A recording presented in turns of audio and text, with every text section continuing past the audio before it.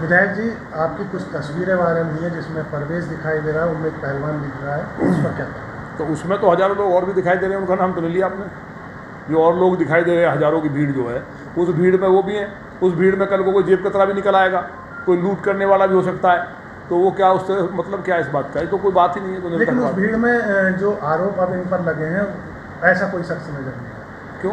कल को कोई जेब कतरा पकड़ा गया और उस भीड़ में हुआ तो आप तो ये भी दिखाओगे कि वो तो जेब कतरा था, विधायक जी का बहुत खास आदमी था।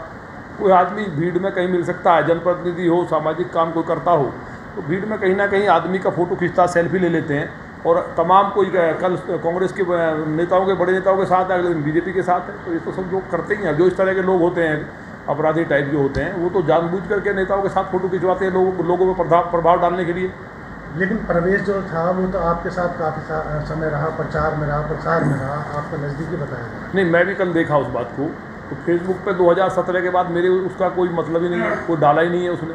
तो जो 5 साल से मेरे से संबंध ही नहीं है। चुनाव में जब लोग आते हैं, एक माहौल बनता है, तो कितने हज़ारों लाखों लोग खड़े होते हैं, तो वो भी उसी का हिस्सा रहा होगा।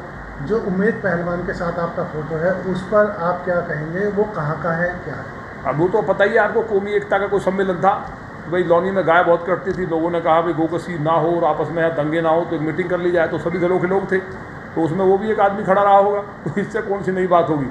अब हमने माला को फेंका है, लोग कह रहे हैं हमने माला पहनाया उसको। हम ही सुबह हमें नहीं जानकारी थी क्या फ़ोटो में आया है, लेकिन मैं आज देखा उसको अभी, तो हम उसको माला को फेंक रहे हैं। वो तो 1-2 माला उसके ऊपर गिरी है, कोई बराबर वाले में गिरी है। तो इससे क्या मतलब? हमारी आदत है माला ज़्यादा रखते निकले में, हम निकाल कर फेंक देते हैं लोगों की तरफ। जो पीड़ित है उसका बेटा और राहुल गांधी के लिए आप कुछ कह रहे थे, उस पर देखिए, राहुल गांधी ने जो एक अपरिपक्वता का जो परिचय दिया है, या जानबूझ करके जो षड्यंत्र किया, दोनों में से कोई बात हो सकती है।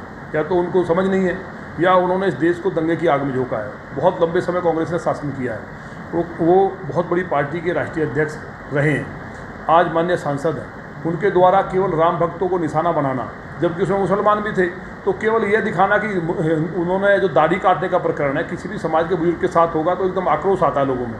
तो केवल हिंदुओं को टारगेट करना, तो हिंदू मुस्लिम दंगे कराने की सीधी साजिश हुई। अगर वो मोहम्मद साहब का भी लिख देते अनुयायी, तो ये मामला बैलेंस होता। लेकिन वो एक तरफा हिंदुओं को ये शो करना कि हिंदू मुसलमानों के साथ इतना बुरा किया जिससे कि दंगा हो जाए। लौनी सेंसिटिव जगह है, पूरे प्रदेश और देश में दंगा हो सकता था। इसको पुलिस ने तुरंत गिरफ्तार करके और बहुत शानदार कार्रवाई की।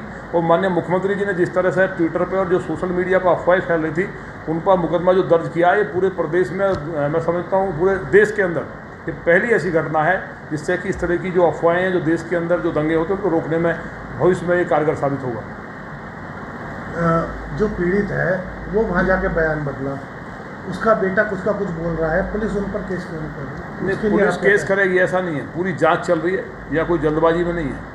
जिस तरह से अपराधियों को तो भेज दिया था, लेकिन यहाँ उन्होंने, बुजुर्गों ने कहा कि बहुत अच्छी कार्रवाई हुई, मैं संतुष्ट हूँ, पुलिस ने मुझे बहुत मदद की। और उसके बाद वो बयान बदलवाया जाता है, तो किसने बदलवाया?